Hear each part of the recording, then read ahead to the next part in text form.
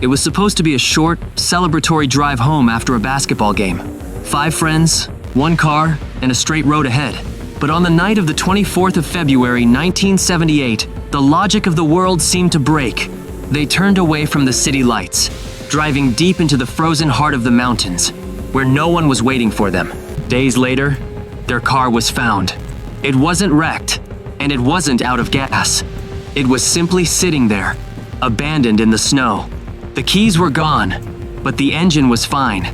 It was as if all 5 men had heard a voice in the dark, stepped out of the warmth, and walked straight into a white abyss from which there was no return. The search led to a remote forest trailer, 19 miles away. Inside, a nightmare was waiting. Ted Wire had spent his final months here, slowly wasting away. He was surrounded by piles of canned food and heat sources, yet he didn't touch a single can. He starved to death in a room full of food, frozen in fear of something outside. Was it a group psychosis? Were they being hunted by a mysterious figure whistling in the woods? Or did the mountains themselves take them? This is the American Dyatlov Pass, a mystery that has remained frozen for 40 years. Today, we look for the truth behind the Yuba City 5. Welcome to the shadows.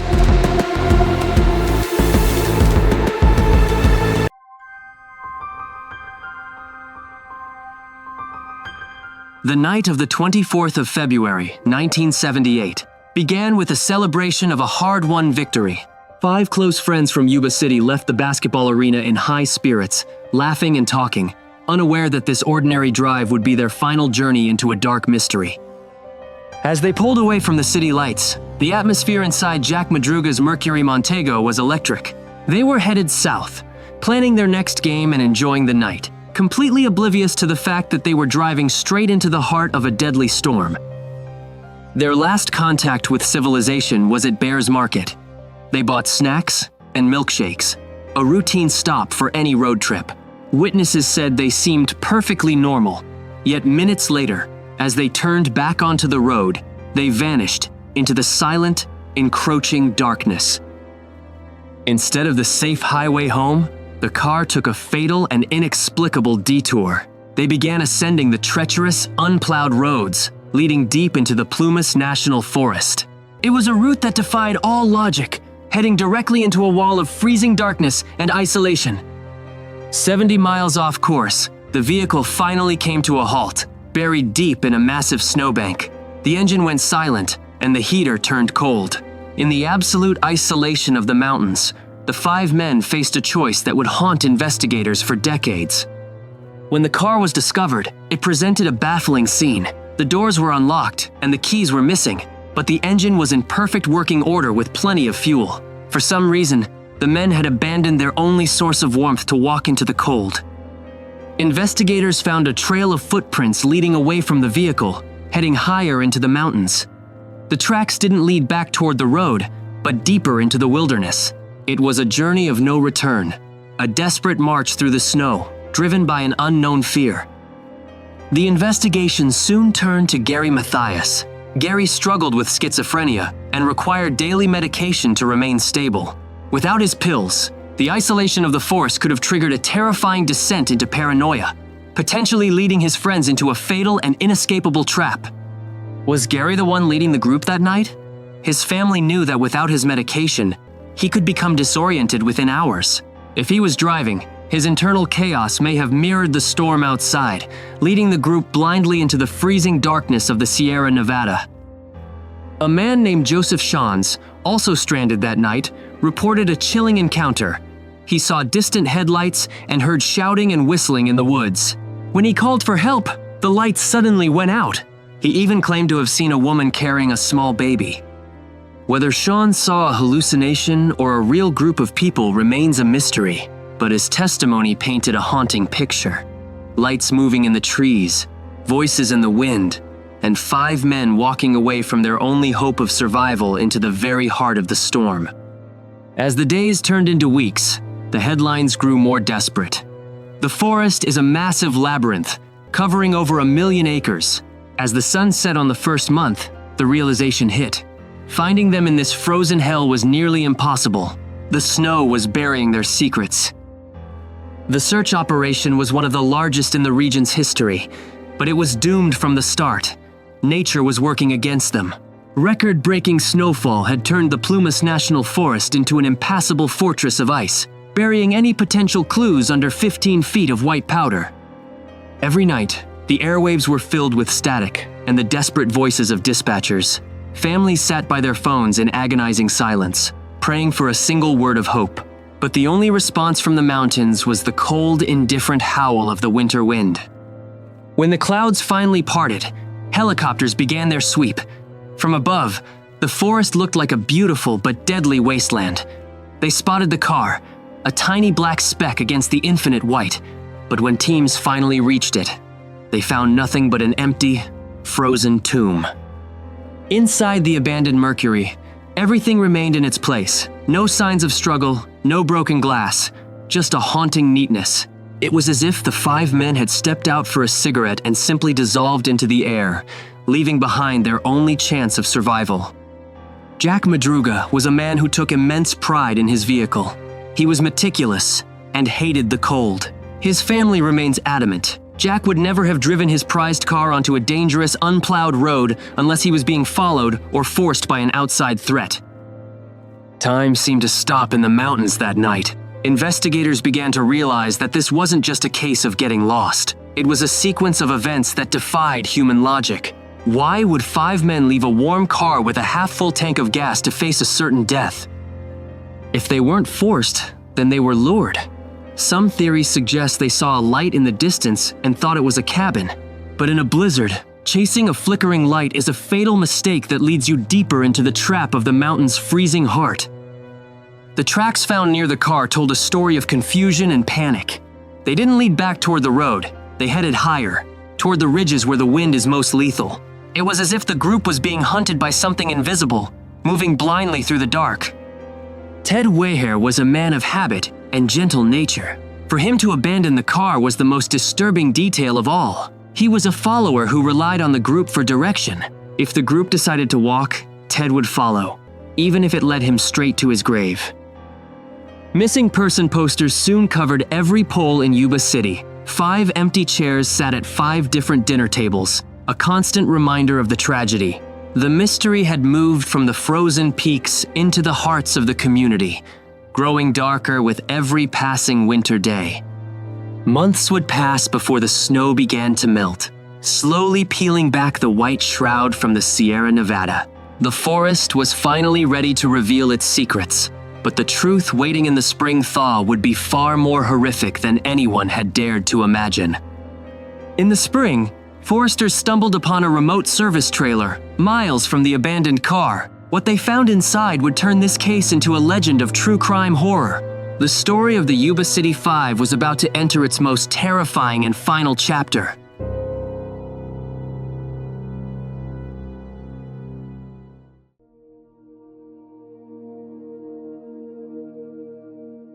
For months, the mountains held their silence, burying the 5 men under a shroud of winter snow.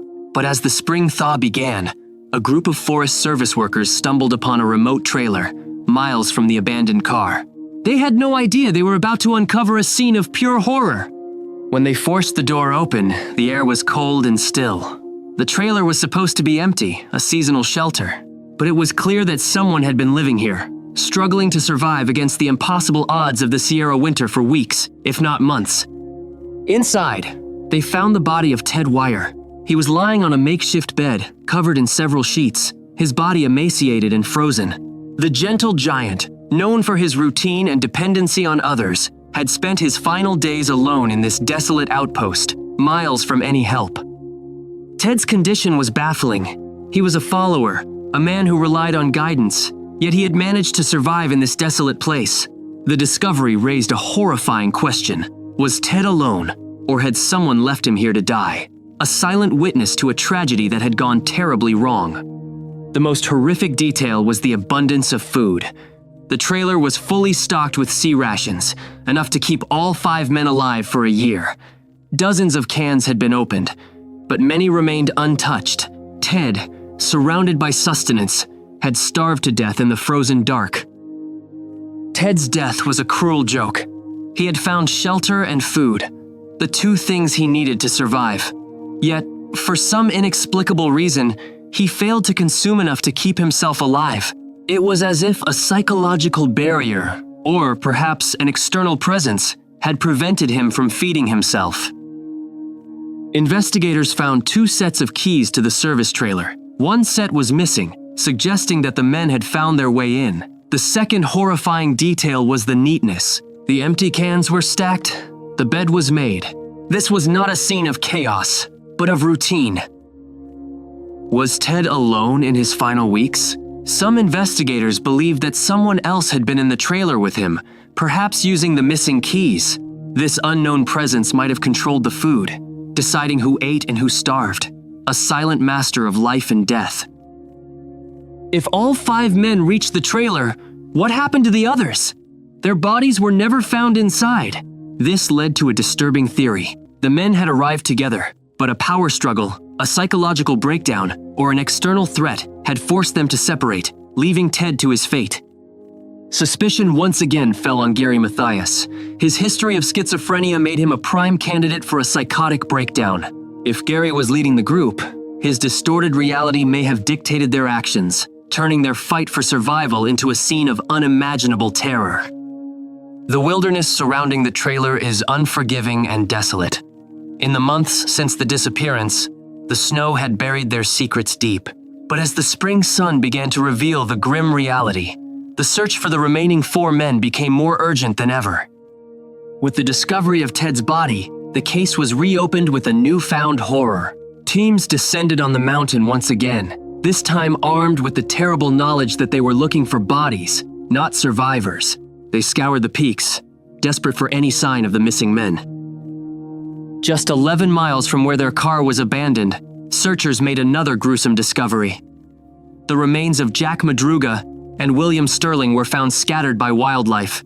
They had succumbed to the elements, dying of exposure in the very forest they had tried so hard to escape. It was a scene of silent tragedy. These men, who had shared a bond of friendship for years, had died alone in the mud and slush of the spring thaw. The proximity of their bodies suggested they stayed together as long as they could, until the cold finally took its inevitable toll. Days later, the search party found the remains of Jackie Hewitt. His bones were discovered near the trailer where Ted Weir had died. It was a heartbreaking revelation. Jackie had made it almost all the way to shelter, but he died just steps away from safety and warmth. One mystery led to another. Why were their belongings scattered so far apart? Why did some choose to stay in the car, while others marched for miles through a blizzard? The more bodies the forest gave up, the less the investigators understood about those final, desperate hours. The autopsy reports only added to the horror. They had all died of hypothermia or starvation. But the question remained, why? They had a car with gas. They had a trailer with food. Logic had been replaced by a primitive struggle that none of them were prepared to win. Every item found was a piece of a puzzle that didn't fit. A gold watch, a pair of sneakers, a leather wallet. These were the only witnesses to the madness that occurred in the mountains. But objects don't speak, and the secrets of the dead remained buried in the dirt. But the biggest mystery was still missing: Gary Mathias. The man whose mental state had been a focal point of the investigation was nowhere to be found. Only his tennis shoes were discovered inside the trailer, abandoned near Ted Weir's frozen body. How did Gary's shoes end up in the trailer while the rest of him vanished? Did he leave the trailer in a state of psychosis, walking barefoot into the freezing wilderness? Or did he stay until the end, watching his friends die one by one before disappearing into the mist? The forest was scoured for any sign of Mathias, but the mountain gave up nothing more. He seemed to have evaporated into the thin air of the Sierra Nevada. To this day, Gary Mathias remains a ghost, the final missing piece of a tragedy that defies explanation. As the search was officially called off, a heavy cloud of grief and confusion settled over Yuba City. 5 young men had gone to a basketball game and never came back. Their families were left with bodies to bury, but no answers to the questions that kept them awake at night. The funerals were a somber affair, attended by an entire community in shock. The Yuba City Five had become a household name, a synonym for a mystery so deep and dark that even time couldn't heal the wounds. The forest had claimed its victims, and it wasn't letting go. But the end of the search was only the beginning of the theories. For decades, researchers and true crime enthusiasts would pore over the details, looking for the one thing everyone had missed. Because, in the mountains, the truth is often hidden in plain sight.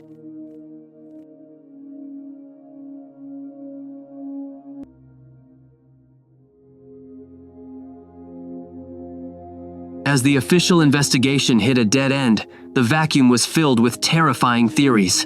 Some spoke of a sixth person in the car, someone who forced Jack to drive into the mountains at gunpoint, a shadow that disappeared into the storm as soon as the car got stuck.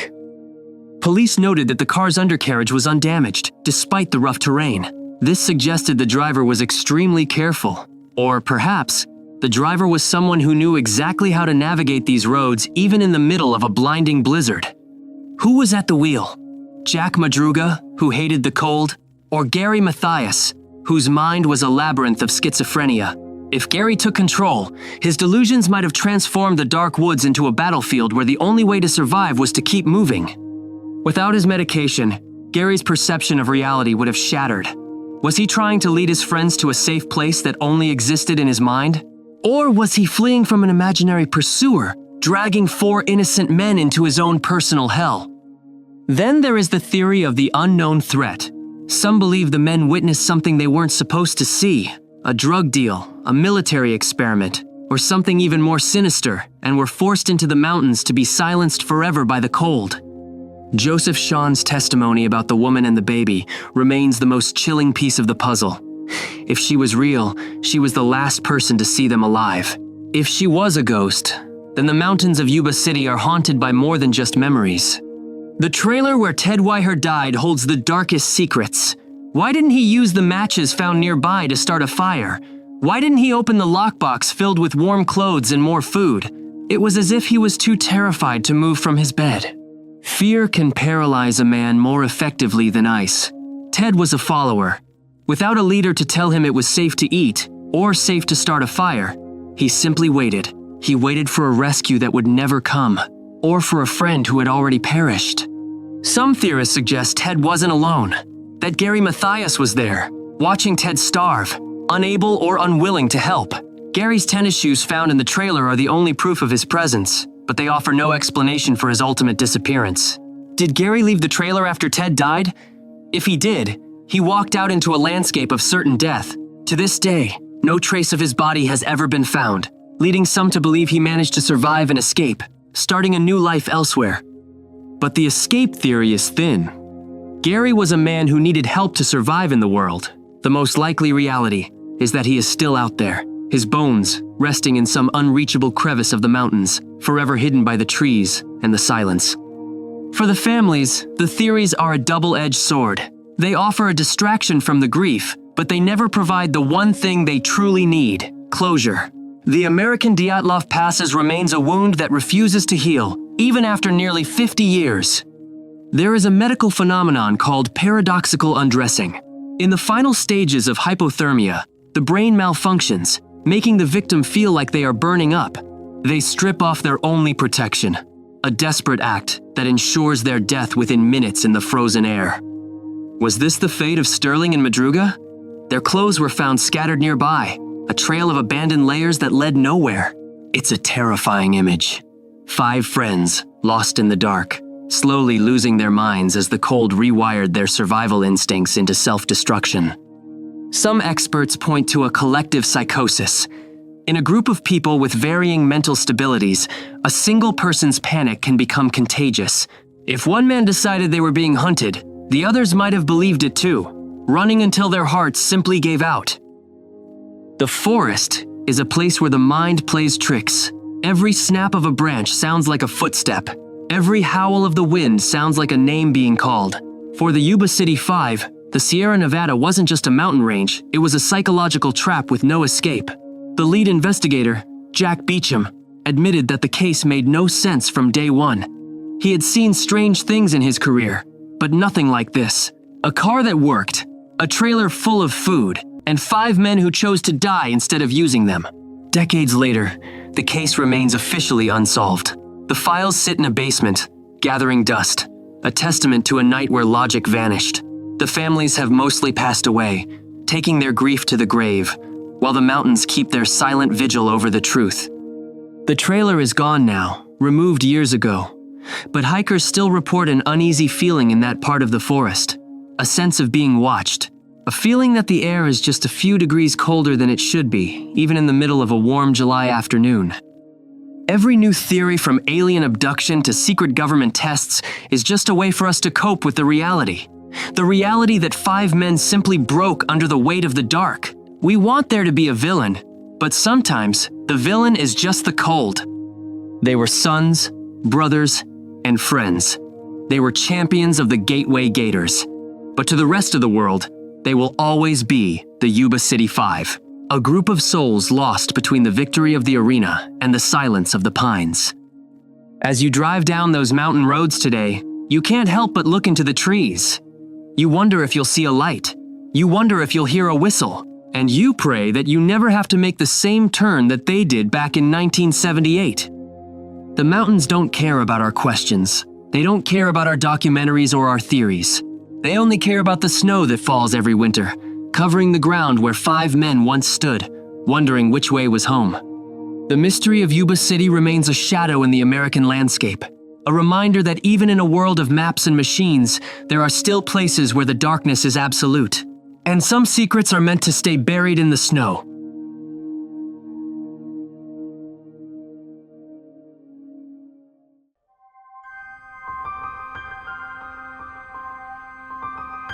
The lights of the Chico basketball arena have long since dimmed, and the cheers of the crowd have faded into history.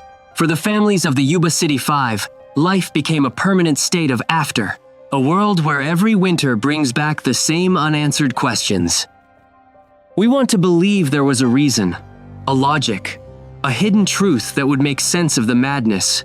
But sometimes, there is no monster in the woods, no conspiracy in the dark, only 5 men, a broken heater, and a night that was simply too cold to survive. They were ordinary men who shared an extraordinary bond.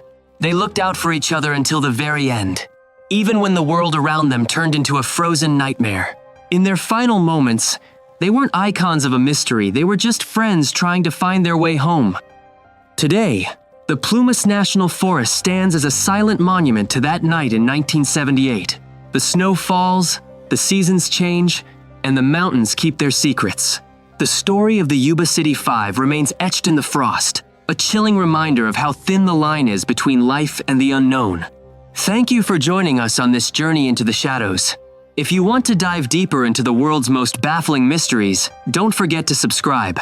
Until next time, keep your eyes on the road and stay safe in the dark. This is Shadow Case Files.